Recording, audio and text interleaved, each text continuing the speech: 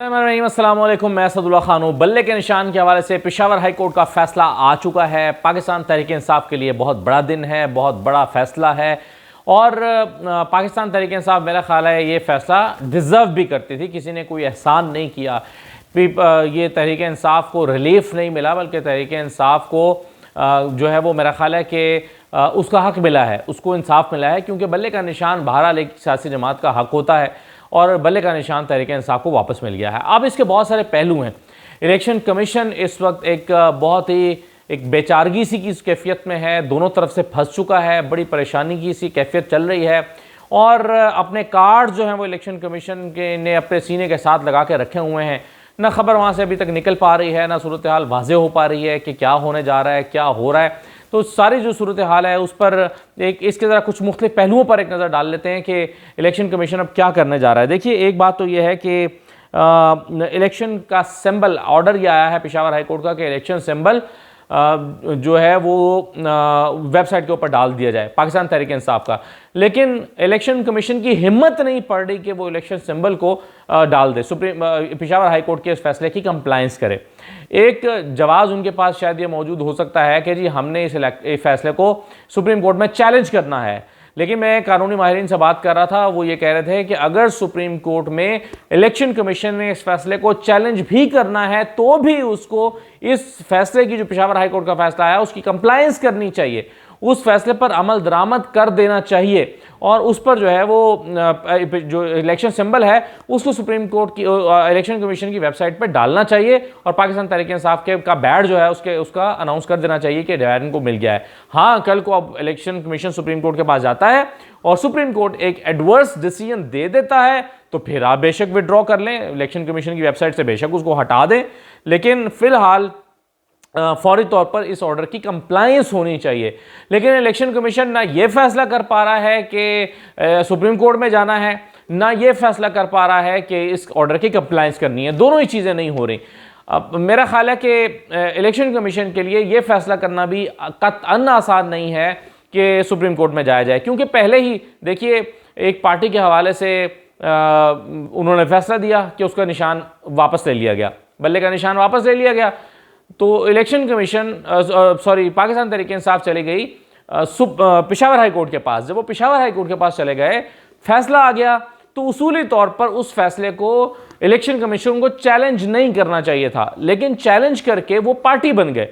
Election commission Peshawar high court में फैसले को, सिंगल बेंच फैसले को चैलेंज करके पार्टी बन गया और बताया कि हम तो इस पार्टी के अगेंस्ट चाहते हैं कि इलेक्शन सिंबल इसको ना दिया जाए। फिर फैसला आ गया है। अब अगर इलेक्शन कमीशन फिर जाता है सुप्रीम कोर्ट के पास इसको चैलेंज करने के लिए, तो फिर दिखेगा कि वो पार्टी हैं। फिर देखिए कि इस पर कमेंटेटर्स भी ये कहेंगे कि इलेक्शन कमीशन पीटीआई के लिए बाइस्ड हो गया है, पीटीआई को हर हाल में उसके सिंबल से महरूम करना चाहता है। भाई देखिए ना, इलेक्शन कमीशन को पार्टी तो है नहीं। इलेक्शन कमीशन ने फैसला किया कि जी ठीक है, इनके इलेक्शन ठीक नहीं हुए, सिंबल विड्रॉ गया। लेकिन अगर पेशावर हाई कोर्ट से, पाकिस्तान की अदालत से फैसला आ गया है कि जी इनका सिंबल लौटा दिया जाए, तो उस पर इलेक्शन कमीशन को क्या एतराज़ हो सकता है, या इलेक्शन कमीशन को उसमें क्या प्रॉब्लम होना चाहिए। भाई ठीक है, आपने कहा कि जी मेरी नज़र में ये इलेक्शन ठीक नहीं थे, लेकिन अदालत ने कह दिया कि इलेक्शन ठीक थे, तो आपको उसके बाद इलेक्शन सिंबल दे देना चाहिए। आपकी जिम्मेदारी खत्म हो गई। आप कोई पार्टी तो है नहीं, आपने इलेक्शन तो लड़ना नहीं है उसके मुकाबले में, तहरीक इंसाफ के मुकाबले में।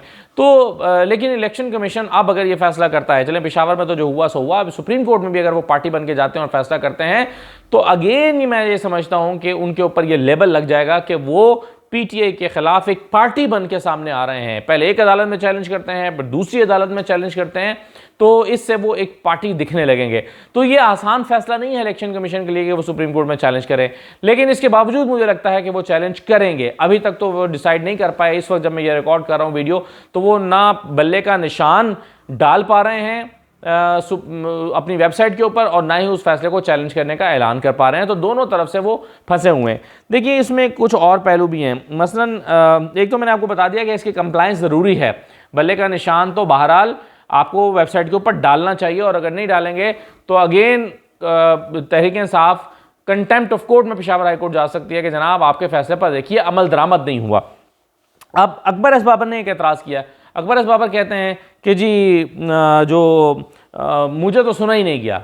अब देखिए ये और उनको फरीक नहीं बनाया गया, तो उनको फरीक बनाया जाना क्यों ज़रूरी था? क्या उनका अकबर बाबर का एतराज़ दुरुस्त है?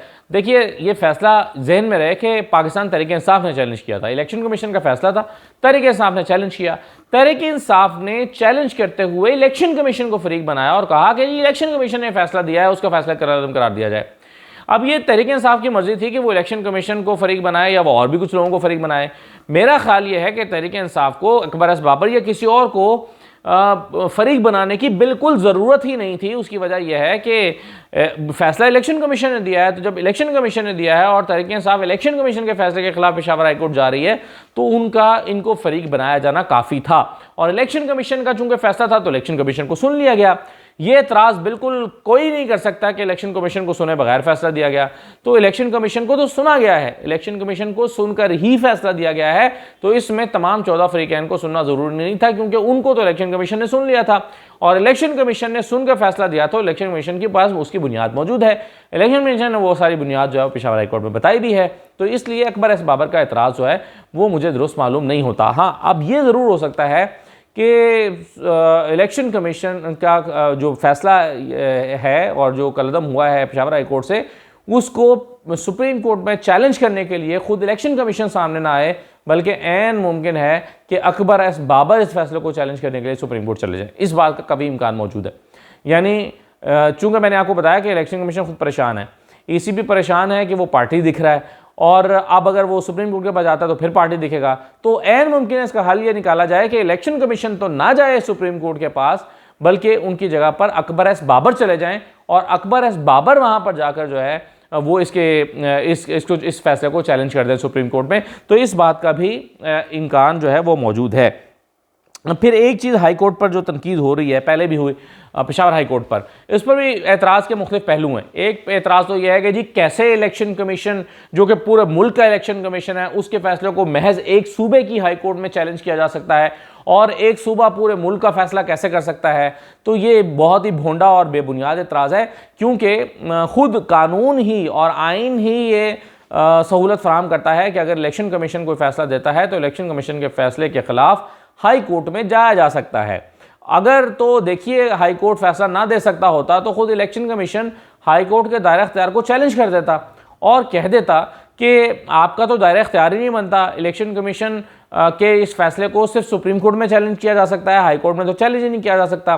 तो इस दायरा इख्तियार को तो खुद इलेक्शन कमीशन ने चैलेंज नहीं किया। जब इलेक्शन कमीशन ने चैलेंज नहीं किया तो इस पर नून लीग या बाकी कोई और फरीक कैसे एतराज़ कर सकता है कि जी पेशावर हाई कोर्ट ने फैसला दिया।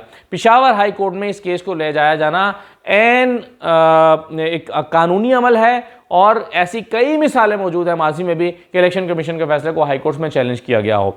वरना तो आप कानून में तब्दीली कर दें और कहें कि जी इलेक्शन कमीशन का फैसला डायरेक्ट सुप्रीम कोर्ट में चैलेंज हो सकता है, हाई कोर्ट में चैलेंज ही नहीं हो सकता।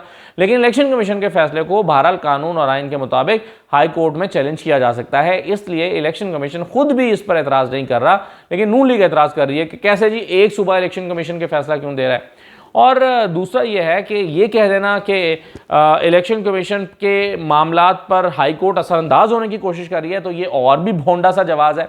क्योंकि जब भी आइन कानून में ये कहा जाता है कि जी आप इस फोरम के फैसले को फलां फोरम पे चैलेंज कर सकते हैं, तो चैलेंज करने का जो इख्तियार है या हक है उसके अंदर खुद ब खुद ये मौजूद होता है कि भाई वो अदालत फिर उस फैसले को चेंज भी कर सकती है। अगर वो चेंज ही नहीं कर सकती तो फिर उसको चैलेंज करने का क्या मकसद है। तो ये कहना कि जी हाई कोर्ट में ने इलेक्शन कमीशन के इख्तियारात में मुदाखलत किया, ये बहुत ही भोंडी सी बात है और बहुत ही फजूल सा जवाब है। वरना तो आप देखिए ना कि यहाँ पर सेशन कोर्ट का एक फैसला आता है, सेशन कोर्ट के फैसले को अगर हाई कोर्ट में चैलेंज किया जाए और हाई कोर्ट उस फैसले को उड़ा दे तो हम क्या कहेंगे कि हाई कोर्ट ने सेशन कोर्ट के इख्तियारात में मुदाखलत की, हम ये कहेंगे। या हाई कोर्ट के फैसले को सुप्रीम कोर्ट उड़ा दे तो हम कहेंगे कि सुप्रीम कोर्ट ने हाई कोर्ट के इख्तियारात में मुदाखलत की है। क्या हम कहेंगे कि काजी फाइसा ने जस्टिस अली बाकर नजफी के इख्तियारात में मुदाखलत की है, या उन्होंने सुप्रीम कोर्ट के ने जो है वो जस्टिस आमिर फारूक के कई फैसले चेंज हुए हैं, तो क्या आमिर फारूक के फैसले पर जो है वो सुप्रीम कोर्ट मुदाखलत कर रही होती है? ऐसा नहीं है। ये तो बिल्कुल ही एक फजूल सा एक जवाब है। जो देने की कोशिश की जाती है। तो मेरा ख्याल है कि इलेक्शन कमीशन बहुत रिलक्टेंट है बल्ले का निशान डालने पर, लेकिन साथ ही साथ वो कंटेम्प्ट ऑफ कोर्ट कर रहा है और उसको अगर सुप्रीम कोर्ट में वो चैलेंज करने की हिम्मत ना कर पाया तो हो सकता है अकबर एस बाबर के ज़रिए से जो है वो इसको वहाँ पर चैलेंज किया जाए या अकबर एस बाबर चले जाए। एक और मैं स्टोरी आपके साथ डिस्कस कर रहा हूँ। आज अलीमा खान ने इमरान खान का पैगाम जेल से वो लेकर आई हैं और कहा है कि इमरान खान ने मुझे कहा है कि जी अगस्त 2022 में जनरल बाजवा ने मुझे ये कहा था कि रजीम चेंज के ख़िलाफ़ जो एहतजाज है वो बंद कर दो तो तुम्हें 2/3 अक्सरियत दे देंगे। ये बहुत बड़ा इंकिशाफ है जो इमरान खान कर रहे हैं। वो कह रहे हैं कि जी मुझे जनरल बाजवा ने अगस्त 2022 यानी अप्रैल में हुकूमत जाती है, मई में जो है वो एक 25 मई को लॉन्ग मार्च होता है, इमरान खान लॉन्ग मार्च करते हैं। उस वक्त इमरान खान लॉन्ग मार्च को जो है वो 2-4 दिन के लिए डिले भी करते हैं ताकि मौका दिया जाए तमाम कुव्वतों को कि वो इलेक्शन की अनाउंसमेंट कर दें, लेकिन ऐसा नहीं होता। 25 मई होता है, 25 मई को जो है वो बहुत सारे लोगों के घरों पर छापे पड़ते हैं, मारामारी होती है, कारकुन उठाए जाते हैं, राना सनाउल्लाह अपनी पूरी पावर्स का इस्तेमाल करते हैं और 25 मई गुजर जाता है। उसके बाद फिर अगस्त आता है जाके, जून जुलाई अगस्त में इमरान खान दावा कर रहे हैं कि मुझे अगस्त 2022 में जनरल बाजवा ने कहा था कि ये एहतजाज ख़त्म कर दो तो हम इलेक्शन कराते हैं और आपको 2/3 अक्सरियत दे देंगे। लेकिन इमरान खान ने, अच्छा आपको याद होगा कि इस दौरान में कुछ वक्फा भी आया था तहरीक इंसाफ के एहतजाजों में और उसके बाद होते होते फिर अक्टूबर आ गया। अक्टूबर में इमरान खान दोबारा लॉन्ग मार्च करना चाहते थे, फिर उनको गोली लग गई, फिर नवंबर आ गया। तो इस तरह सारी सूरत हाल जो है वो चलती रही। अब इसमें 2 सवाल पैदा होते हैं। एक तो ये कि इमरान खान ने क्या वाकई जनरल बाजवा की बात मान के उनको मौका फराहम किया था कि ठीक है मैं एहतजाज रोक देता हूँ और आप इलेक्शन करवाएं? मेरा ख्याल है कि किया था। लेकिन अगर इमरान खान के बारे में ये कहा जाए कि उन्होंने नहीं किया था तो फिर ज़ाहिर सवाल ये पैदा होता है कि क्या वो जनरल बाजवा की बात पर एतबार करने को तैयार नहीं थे। ऐसे कई दलाइल दिए जा सकते हैं और ऐसी कई वजूहात मौजूद हो सकती हैं कि जनरल बाजवा की बात पर इमरान खान एतबार ना कर रहे हों, क्योंकि जनरल बाजवा कई मरतबा इमरान खान को ऐसी चीज़ें कह चुके थे जिनके बारे में इमरान खान समझते हैं कि उन्होंने उनसे झूठ बोला था, गलत बयानी से काम लिया था। तो ऐन मुमकिन है कि जनरल बाजवा की बात पर एतबार करने के लिए इमरान खान तैयार ना हो और ऐन मुमकिन है कि उन्होंने इसके बावजूद भी उनको ये मौका दिया हो कि ठीक है मैं एहतजाज को रोकता हूँ, आप इलेक्शन की तरफ आएँ। लेकिन इलेक्शन की तरफ आया नहीं जा सका था। जनरल बाजवा इलेक्शन कराना चाहते थे तो क्या बाकी फरीक तैयार नहीं हुए या इलेक्शन ही नहीं कराना चाहते थे और इमरान खान को सिर्फ एहतजाज ख़त्म करने पर जोर दे रहे थे? ये बहरहाल मौक़िफ़ तो जब जनरल बाजवा का आएगा या तारीख़ के मज़ीद वर्क जब पलटे जाएंगे तो पता चलेगा। तो बहरहाल चलिए ये आज एक अहम पैगाम उनकी तरफ से आया है जिसको जो है वो मैंने सोचा कि आपके साथ डिस्कस कर लूँ। एक आखिरी बात और है और वो ये है कि पेशावर हाई कोर्ट का जब फैसला आया तो मुर्तज़ा सोलंकी साहब आज गए हैं इलेक्शन कमीशन, वहाँ उनकी अहम मुलाकातें हुई हैं। अब क्या उनकी ये मुलाकात जो है इसी पर्सपेक्टिव में है कि पेशावर हाई कोर्ट का फ़ैसला आ गया है? क्या इसी पस मंज़र में यह मुलाकात हुई है या मुलाकात पहले से तय थी? या मुलाकात का मौजू कुछ और था या ये कोई रूटीन की मुलाकात थी? ये बहरहाल मुर्तज़ा सोलंकी साहब बता सकते हैं, इलेक्शन कमीशन बता सकता है। लेकिन बहरहाल इस मुलाकात को इसलिए इंपॉर्टेंस दी गई कि पेशावर हाई कोर्ट से फैसला आने के बाद मुर्तज़ा सोलंकी साहब इलेक्शन कमीशन गए और वहाँ पर जाकर उन्होंने अहम मुलाकातें की हैं। अब तमाम नज़रें इलेक्शन कमीशन पे या तो वो बल्ले का निशान जो है वह वेबसाइट के ऊपर डालें या फिर जो है वो सुप्रीम कोर्ट जाने का ऐलान करें।